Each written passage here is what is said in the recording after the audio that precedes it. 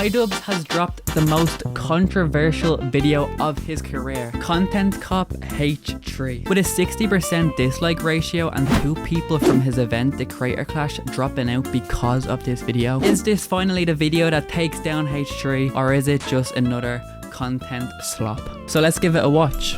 1 hour later. He's crying right now. He's crying. He's crying. This is the fakest thing ever. This hour. I have to go on a walk, man. I have a headache.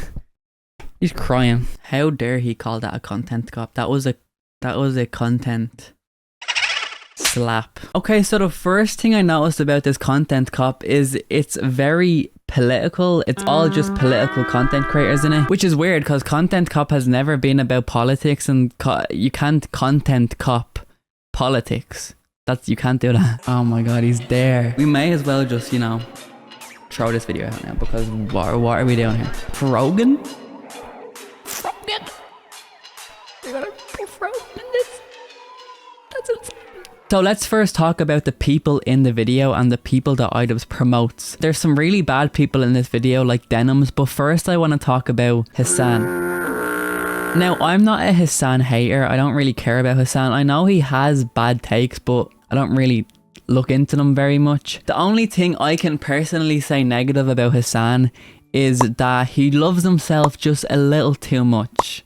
Just a little too much. Just maybe a little too much he loves himself. But the main person who I'm at awe he included in the video was Denims. Denims was suspended on Twitch recently after a tone-deaf rating streamers panel. One of the craziest things I've seen Denims say is this. I think it's embarrassing for Ela here to be like, this is so traumatic for the kids you're trying to traumatize. This is when this is the day after CPS got called on them.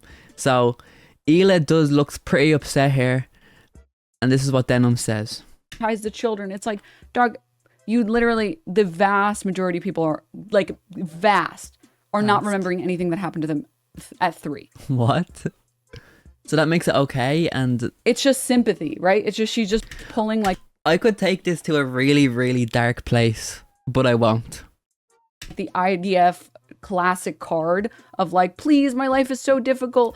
Please, everyone that is against us needs...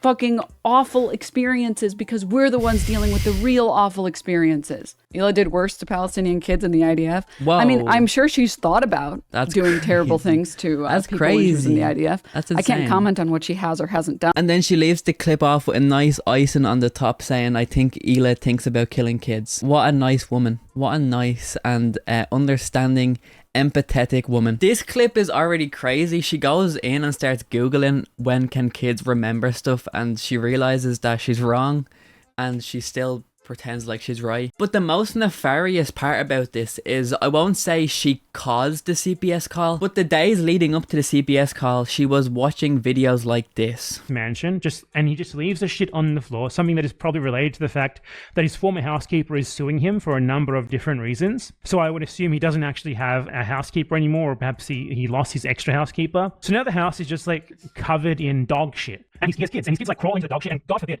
I don't know what they do with it. I don't know if they eat it, or if it's just from like contact with it with their hands or something, but they contracted a parasite that I previously never heard of in my life called Giardia from the dog shit. It's true? Dude, how is it that like maybe once a week I look into what Ethan Klein's been up to, and every time I manage to find more and more terrible shit. This is where Ethan tells a story about his family getting Giardia. We have Mondays. Now we have shit Saturdays. Also, this is not a joking matter, but it can be very severe and deadly with small children. I mean, much like many other illnesses, it's very, very, very dangerous when infants get the same sicknesses that adults get. He also kind of platforms a YouTuber known as Bad Empanada in this video, who's just horrendous. He literally sends H3 death threats. There's no reason to support this guy at all. You could have made the video and left him out. And I think any sane, rational person watching this video will know that there's no way Ethan Klein is abusing his kids.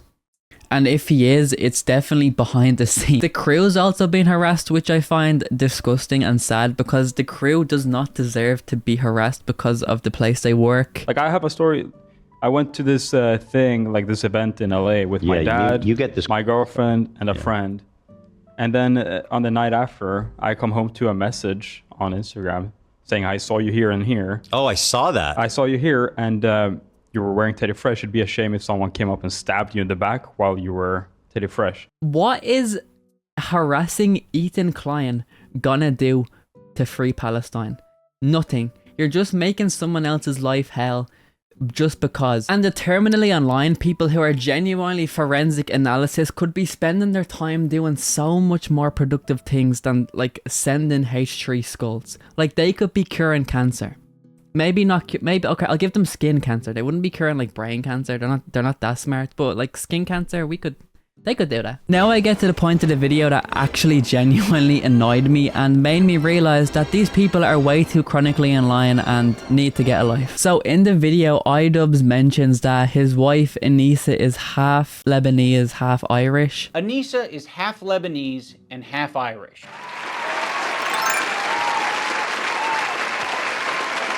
For anyone unfamiliar, the Irish have been on the receiving end of a lot of oppression and genocide. On the part of the Lebanese, they've received a lot of oppression and attacks from the IDF. So Anisa is very well familiar with the propaganda and the shit coming out of Israel. And she can talk about this because both of her family sides come from oppression, and she's just been oppressed her whole life, and she's the victim here. As terrible as the Holocaust was, obviously it was horrendous, and how disgusting the doctor was that did the experiments on people.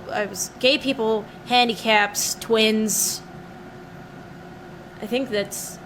And obviously, they were obviously Jewish, or they did it on Jewish people. They found a couple of really groundbreaking discoveries through that experimentation. So the claim is that Anisa can talk on these issues because she's half Irish, half Lebanese, even though she grew up in Canada. Can we stop acting like Anisa has a breeze about the troubles? Can we stop this? Can we stop?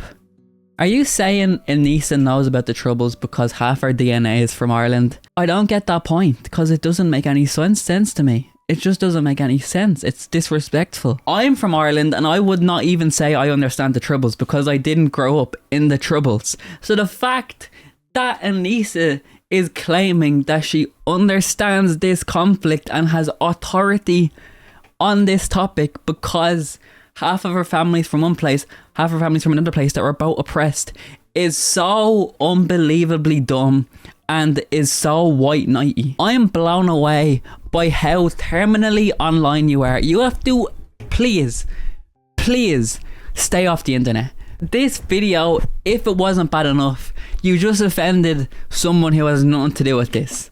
How, like, what?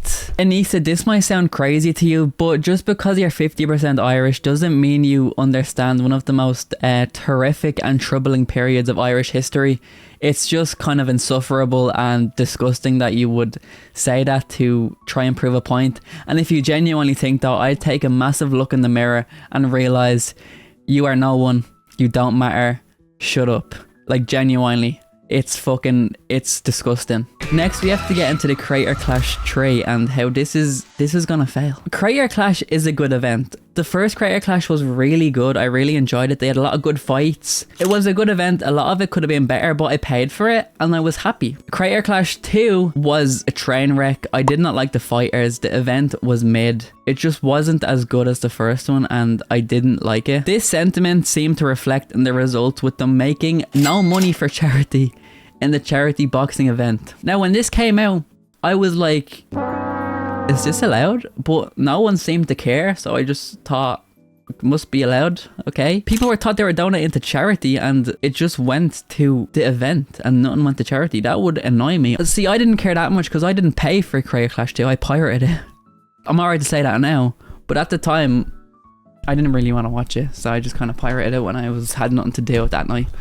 Sorry. Okay, so it's a few days later and there's been some major Creator Clash updates and they're not very good for the Creator Clash. So Harley Morrison dropped out of the Creator Clash. He just posted on Twitter, "I'm not boxing." He was talking to Nicholas Diorio later that day and what he was saying is the reason he dropped out is because of iDubbbz's video and also because he was told beforehand that all the fighters are being paid the same when he found out later that that's not true. He was being paid significantly less than some of the other fighters. And Lena from H3 has dropped out and she's not getting paid, unlike Harley who got paid in full because he got all the money up front. Lena was getting paid after the boxing event, which is also weird. Why are you giving different people different amounts and at different times for a charity event? It's very weird. They also spent over 12 grand on training for this event and iDubbbz is not reimbursing them at all. Keep in mind that Lena isn't a celebrity, she works for a podcast, so she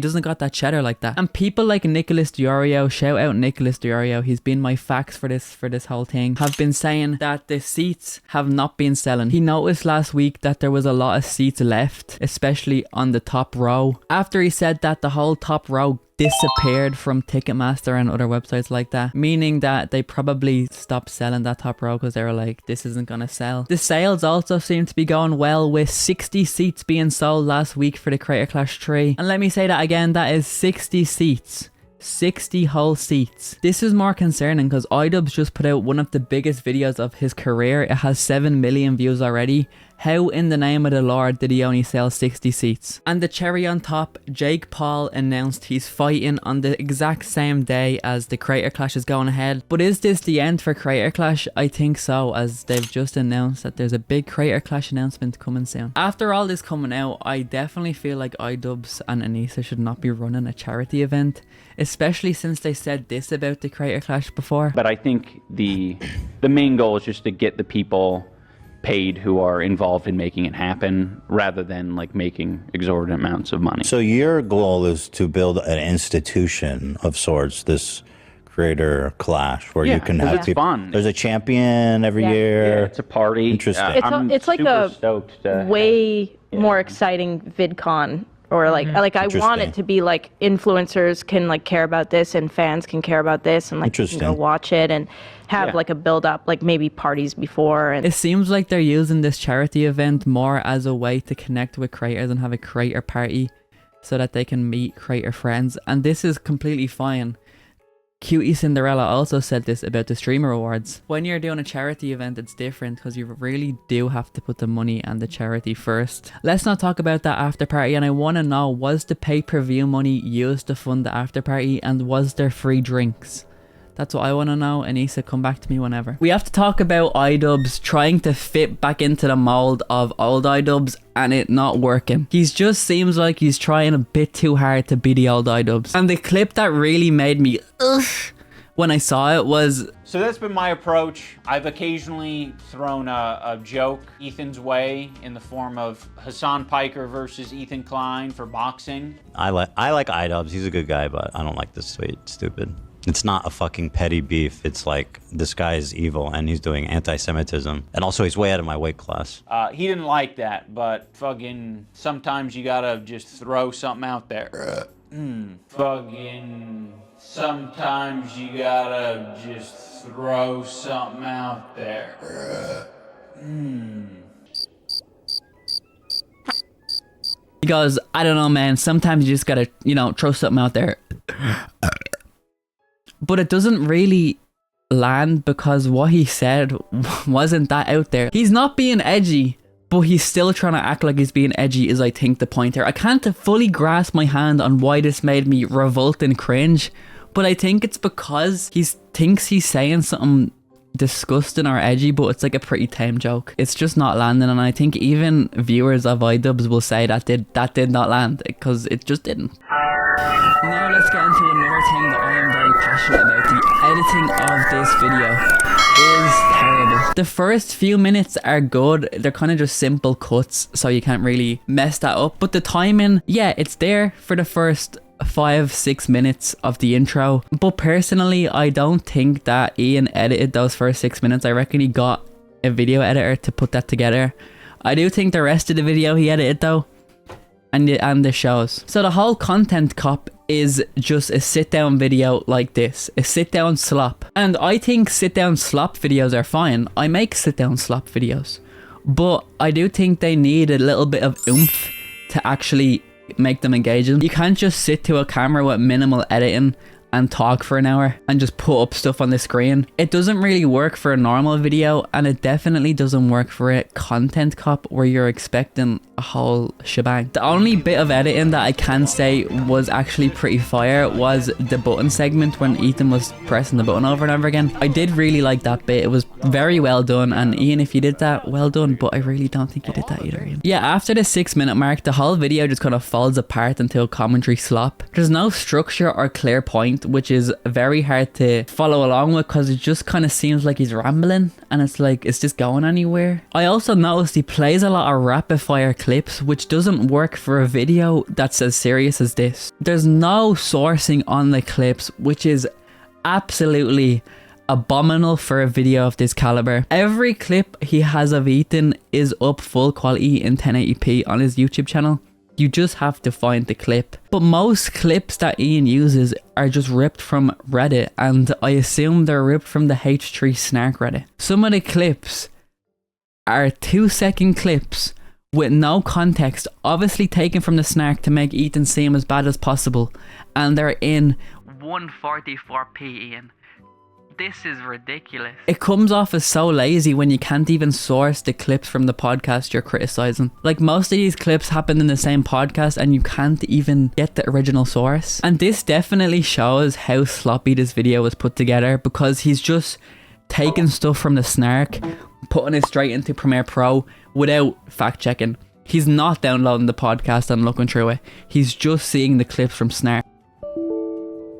And if iDubbbz took the time to download the podcast, skim through it to find the actual clips instead of getting them from Snark, he would realise that the Snark makes it look way more worse and cuts out some important context that makes Ethan seem way less crazy. So the last question is, where does iDubbbz go from here? Does he apologise? Does he double down? Or does he stay silent? So in my opinion, after this video compiling everything, I've come to the conclusion that iDubbbz is just a product of his surroundings. He doesn't have a lot of critical thinking, and what anyone is saying around him, he will say is right. Back in the day, he was saying horrendous things, but the people around him were like, no, it's alright, everyone else is wrong. So he was like, yes, I feel confident saying this message. And what was the message? All of them are okay, or none of them are okay. This came approximately 4 seconds after he said N-word, F-word. So take with that what you will. But my point here is, I don't care about that. Obviously it was the past, but I feel like he doesn't have a lot of critical thinking in his head, so whatever the people around him say, he will go with. And that's not a bad thing, I just think he's dumb. Like, he's trying to do the right thing. And his wife Anisa is very left-wing, very Hasan brain. She's literally friends with denims, so he's listening to his wife and listening to denims and all, and he doesn't have a lot of critical thinking, so he's made the content cop. And listen, that would be totally understandable if Ethan was right-wing, pro-Trump, if he took that switch. But they're both on the left, and they have mainly the same opinions, just a little bit off. And Hasan will make you believe that it's this much off and Ethan wants to kill babies. But, you know, I've done the research.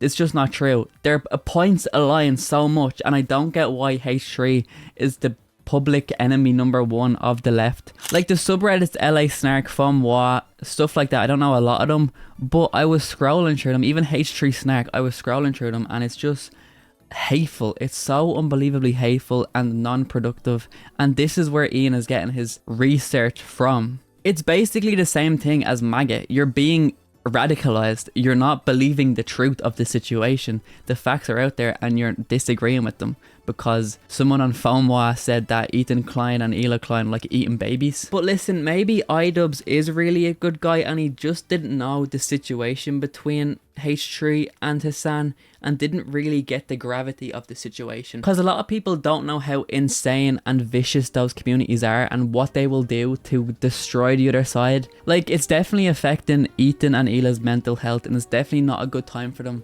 And a friend with empathy wouldn't have dogpiled on them if they knew that, would they? Your thoughts? No. I'm not gonna give you our thoughts on the H3 content nuke. I refuse. We let me put it this way. We're very busy. And yeah, if we let any of that enter our fucking lives, we'd kill ourselves.